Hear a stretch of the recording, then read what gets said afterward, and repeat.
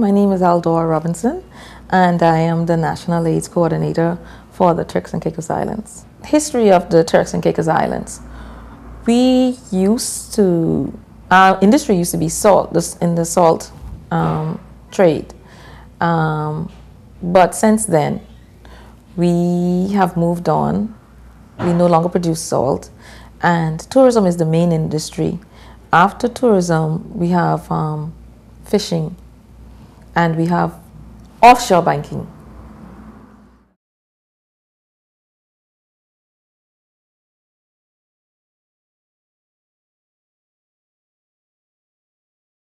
Ike has had quite a devastating impact on the community and the economic situation within Grand Turk and South Caicos in particular, where there's been a lot of damage and loss, and we've had loss to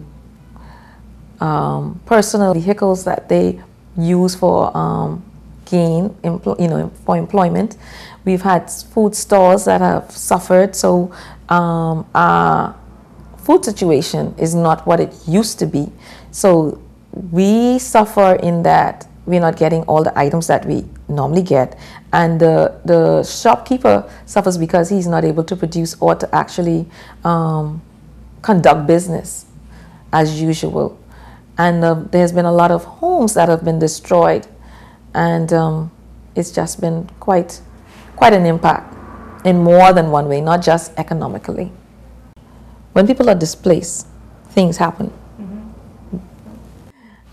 People are more vulnerable, not only adults but children as well, and that presents an opportunity for the transmission of HIV. Name is Yasmin, Rigby Blues. I've been a journalist for the past 20 years, and presently I'm into production for videos as well as radio news. Making a Difference is the television show that's put on by the Turks and Caicos AIDS Awareness Foundation. The purpose, of course, is to make the youth more aware of the situation with AIDS and HIV, and most importantly, ways of preventing it. And we have a local doctor on hand, Dr. Sullivan, who actually gives advice and answers questions for all the students who need those questions answered. I'm Dr. Sullivan. I'm here in Grand Turk at the moment working.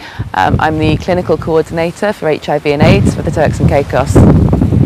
Here in the Turks and Caicos, owing to the fact that we're in the Caribbean and the Caribbean has a major problem with HIV and AIDS, we are making every effort to, number one, prevent HIV and AIDS in our young people, and two, to effectively treat those that are affected by HIV and AIDS. Our biggest challenge in preventing and treating HIV in the Turks and Caicos really comes in the nature of stigma and discrimination.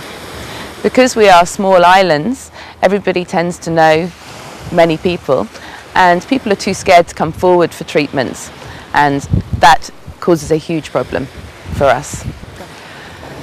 The National AIDS Programme run a very effective programme in combating HIV and AIDS amongst youth.